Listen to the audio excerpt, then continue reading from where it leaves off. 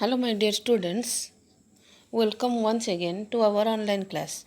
Myself Mitanjali Patnaik. I welcome all of you to our online classes.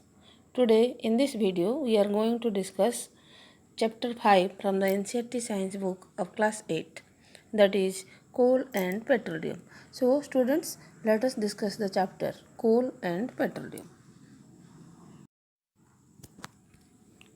We use various materials for our basic needs.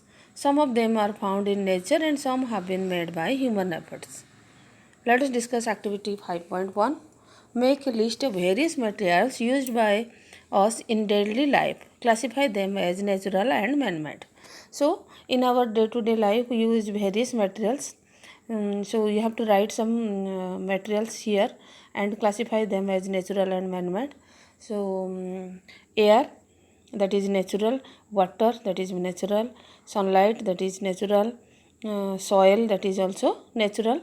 These are all natural materials that we use in our day-to-day life, and some man-made things that you use in our day-to-day life, that is mobile phone, refrigerator, then sofa set, grinder, so many man-made things that is used in our day-to-day life. Okay, does this list include air, water, soil and minerals?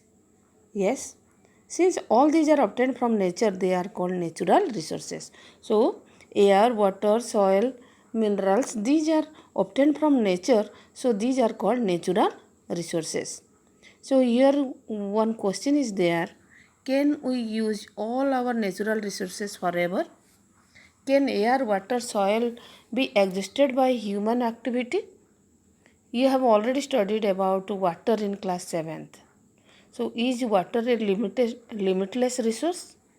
So, you have already discussed about water in class 7th. So, from that we know that water is not a limitless resources. In the light of availability of various resources in nature, natural resources can be broadly classified into two kinds.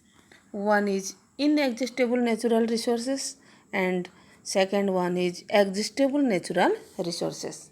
So, first of all, we know that natural resources that are available from or that are obtained from nature, they are called natural resources. So, natural resources are classified into two types.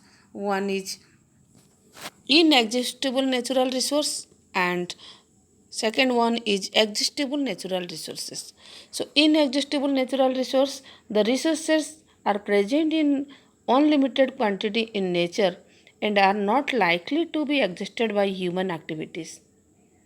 That means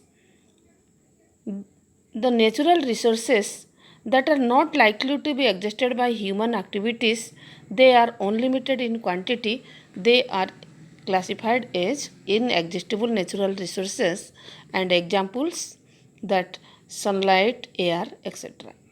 Then exhaustible natural resources, the amount of these resources in nature is limited. They can be exhausted by human activities.